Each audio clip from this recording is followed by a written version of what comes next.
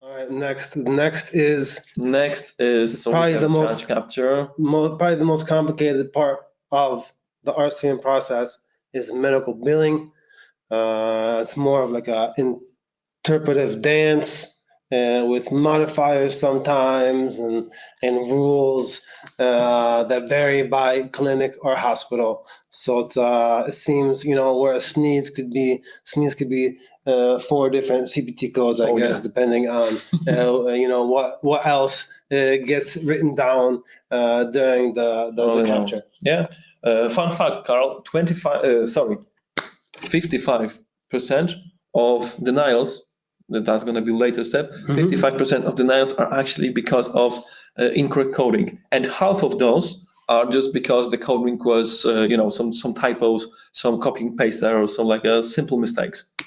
Really? That much? Yeah. So around 25% is just like simple mistakes. That's a huge amount of money. I'm gonna ask my new LM. I've been using Grok lately. Oh, so not ChatGPT this time? No, I'm in chat. Yeah, I use ChatGPT, but then I use Grok also for like deep research because it's free. GROK if anyone wanted to check it out. How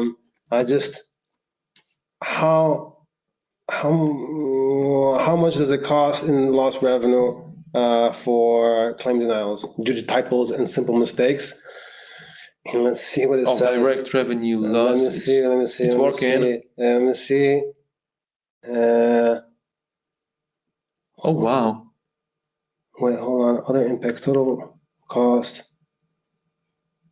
14 to 42 billion annually. So that's a lot of money.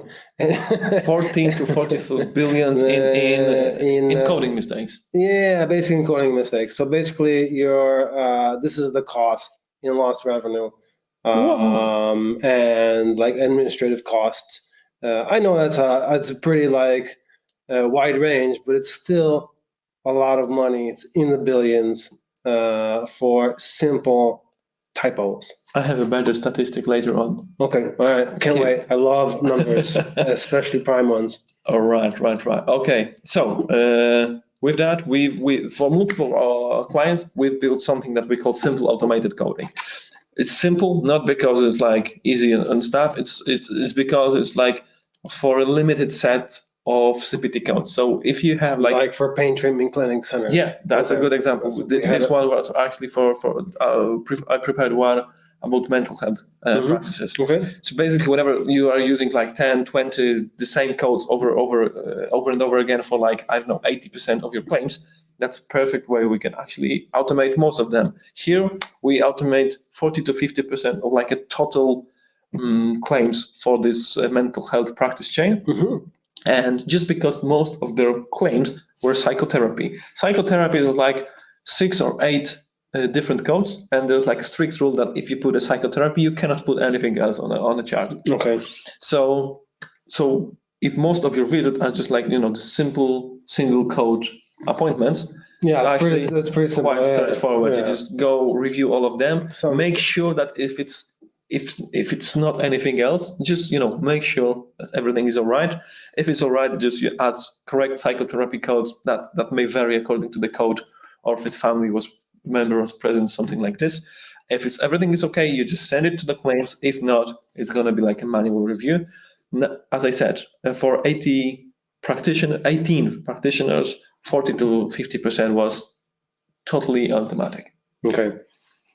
But that's not the usual case, because most of the time the codes can be quite complicated, especially when you're talking about multiple codes and modifiers. Yes, and for those scenarios, I actually wanted to give a heads up. It's not public really yet, but we as Phlebotics are building. We applied for a grant. Are building AI-based automated coding solution. Exciting. We are actually having a pre-trained database, and we are doing some custom training for the most common codes that you're using, and connecting with your EHRs. We will give your coders a list of possible codes with a certainty level. So it's only for the coder to like make a final human verification. And this human verification is there mostly because of compliance reasons. And at the end, you are basically having your claims ready to bill.